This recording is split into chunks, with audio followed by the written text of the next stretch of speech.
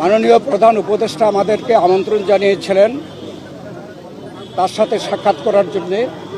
আমরা ইতিমধ্যে নামগুলো ঘোষণা করেছি, আমরা 4 জন এসেছিলাম। তবে আমাদেরকে আলোচনার বিষয়বস্তু আগে জানানো হয়নি। বর্তমান রাজনৈতিক প্রেক্ষাপটে আমরা যা আন্দাজ করতে পেরেছিলাম তার উপরে ভিত্তি করে আমরা একটা লিখিত বক্তব্য নিয়ে এসেছি এবং সেই লিখিত বক্তব্যটি আমরা মাননীয় প্রধান উপদেষ্টার সমীপে পেশ করেছি এবং সেই ভিত্তিতে আমরা আলোচনা করেছি। তার একটি সারাংশ আমি আপনাদের সামনে তুলে ধরতে চাই।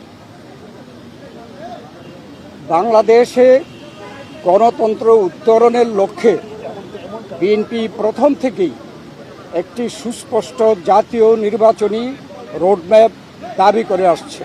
আপনারা জানেন যে আমরা এটা প্রকাশ্যভাবে দাবি করে আসছি। সুষ্ঠু, নিরপেক্ষ ও অবাধ নির্বাচন অনুষ্ঠানের উদ্দেশ্যে সরকারের নিরপেক্ষতা বজায় রাখার স্বার্থে বিতর্কিত উপদেষ্টাদের বাদ দিয়ে উপদেষ্টা পরিষদ পুনর্গঠনের জন্য আমরা দাবি জানিয়েছি। বিএনপির প্রতিটি নেতা কর্মী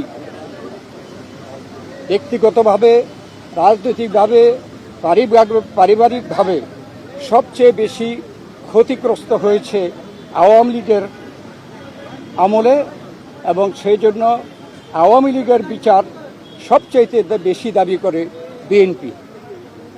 এই বিচার প্রক্রিয়া কোনোভাবে অসম্পূর্ণ থাকলে বিএনপি সরকারের দায়িত্বে যখন যাবে তখন বিচারের আওতায় এনে তা বিচার বিভাগের মাধ্যমে, স্বাধীন বিচার বিভাগের মাধ্যমে পরিপূর্ণভাবে সম্পন্ন করা হবে।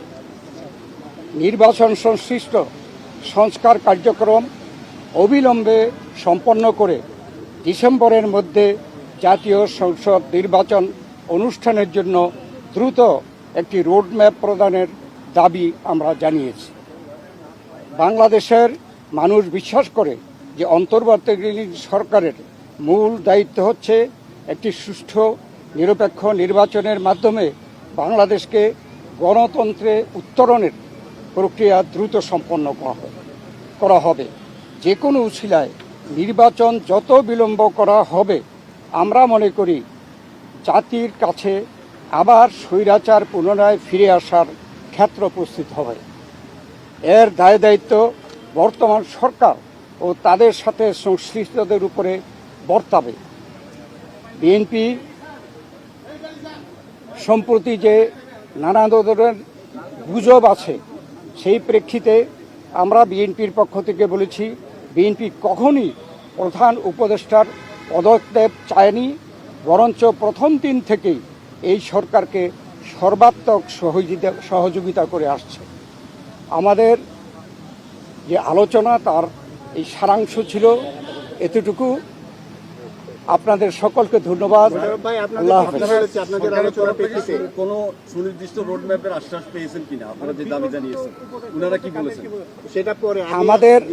আমাদের যে আলোচনার মধ্যে আসছে সংস্কার, বিচার এবং নির্বাচন মূল। আমরা বলেছি একটার সাথে আরেকটার কোনো সম্পর্ক নাই, কেননা সংস্কার চলমান বিষয়, এটা চলতে থাকবে। আমরা আশা করেছি এই সরকার সকলের সাথে ঐক্যমতের ভিত্তিতে একটা সংস্কার প্রস্তাব দেবে, সেটা চলমান থাকবে।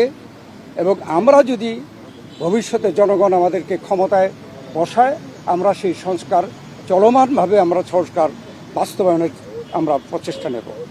আর মামলাগুলোর ব্যাপারে বাংলাদেশ জাতীয়তাবাদী দলের আমাদের দেশনেত্রী বেগম খালেদা জিয়া, ভারপ্রাপ্ত চেয়ারম্যান তারেক রহমান থেকে শুরু করে আমরা এবং সেই তৃণমূল পর্যন্ত আমাদের নেতা কর্মীরা সবচেয়ে বিক্ষুব্ধ। আমরা এই স্বৈরাচারী ফ্যাসিস্ট সরকারের কর্তা ব্যক্তিদের এবং যারা দায়ী তাদের বিচার চাই। অতএব আমরা তো বিচারের পক্ষে, তবে বিচার ব্যবস্থা যে স্বাধীন চাই, আমরা স্বাধীন বিচার ব্যবস্থা এই বিচার সম্পন্ন করবে।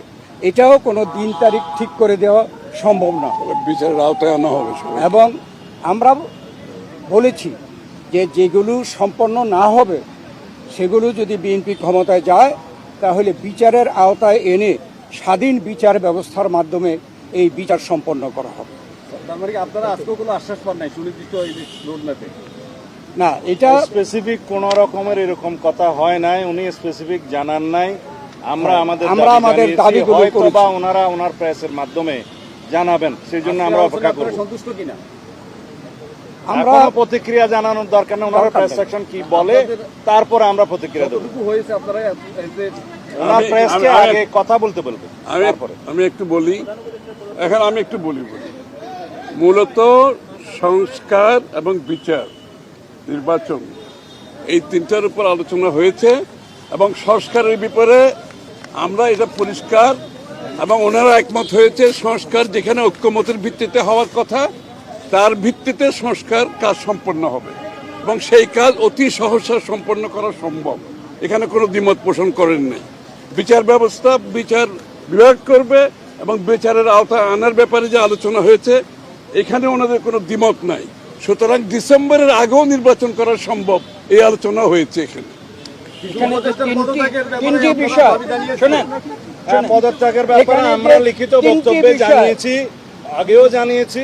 নিরাপত্তা উপদেষ্টা এবং আর দুইজন ছাত্র উপদেষ্টা যাদের কারণে এই সরকারের নিরপেক্ষতা ক্ষুণ্ণ হচ্ছে তাদেরকে বাদ দেওয়ার জন্য আমরা আজকেও লিখিত বক্তব্য আমরা দিয়েছি, মুখেও বলেছি। আশ্বাস বা কিছু দিয়েছে? সেই আশ্বাস ওনারা দেখবেন, আমরা আমাদের বক্তব্য দিয়েছি। থ্যাংক ইউ, এই বিষয় থ্যাংক ইউ। যে তিনটি বিষয় নিয়ে আমরা কথা বলেছি আপনারা শুনেছেন, সংস্কার, বিচার এবং নির্বাচন। আমরা স্পষ্ট ভাষায় বলেছি যে দে আর মিউচুয়ালি এক্সক্লুসিভ, একটার সঙ্গে আরেকটার কোনো সম্পর্ক নেই এবং যদি দ্রুত নির্বাচন দেওয়া হয়, আমরা স্পষ্ট ভাষায় বলেছি আজকে বাংলাদেশের যে নৈরাজ্য হচ্ছে, যে আইন শৃঙ্খলা পরিস্থিতির অবনতি হচ্ছে, এক অ্যানাউন্সমেন্টের ফলশ্রুতিতে বাংলাদেশের শান্তি, শৃঙ্খলা এবং গণতন্ত্র ফিরে আসবে। Thank you, thank you, thank you, ধন্যবাদ সবাইকে, ধন্যবাদ।